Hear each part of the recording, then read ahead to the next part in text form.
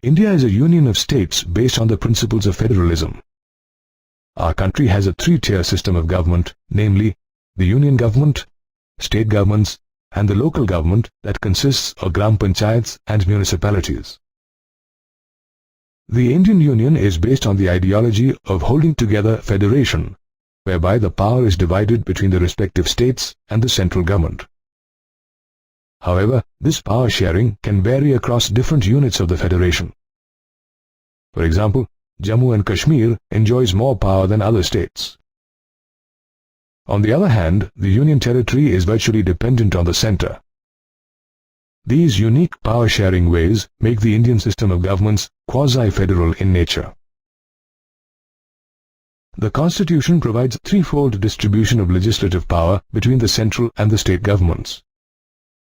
Therefore, there are three lists, namely, the Union List, State List, and the Concurrent List. The Union List includes 97 subjects of national importance such as defense, atomic energy, foreign affairs, railways, banking, posts and telegraphs. These matters need a uniform policy throughout the country and are hence included in this list. Laws on these Union List subjects can solely be made by the Parliament.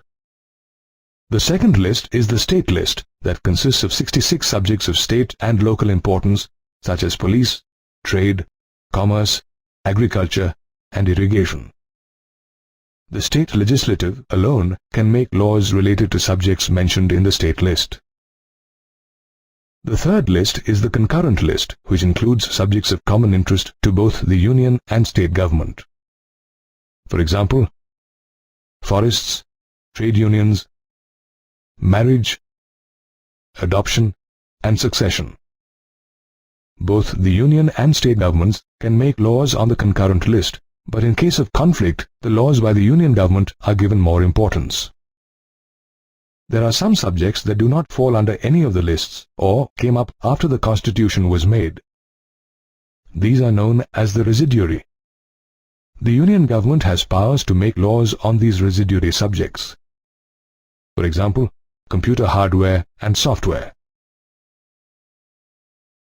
A holding together federation does not give equal powers to its constituent units, which means that all states of the Indian Union do not have identical powers.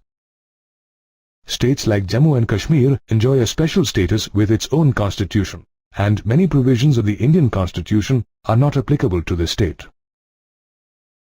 On the other hand, there are some units of the Indian Union which enjoy very little powers, like Chandigarh, Lakshadweep, or the capital city of Delhi. These are known as Union Territories since they are too small to be independent states or even merge with existing states. The Union Territories are governed directly by the central government. It is very difficult to make changes in India's power-sharing arrangement, as any change has to be approved by a one-third majority in both the Houses of Parliament and then by the legislatures of half of the total number of states. Another important aspect that makes India a federal country is the judiciary.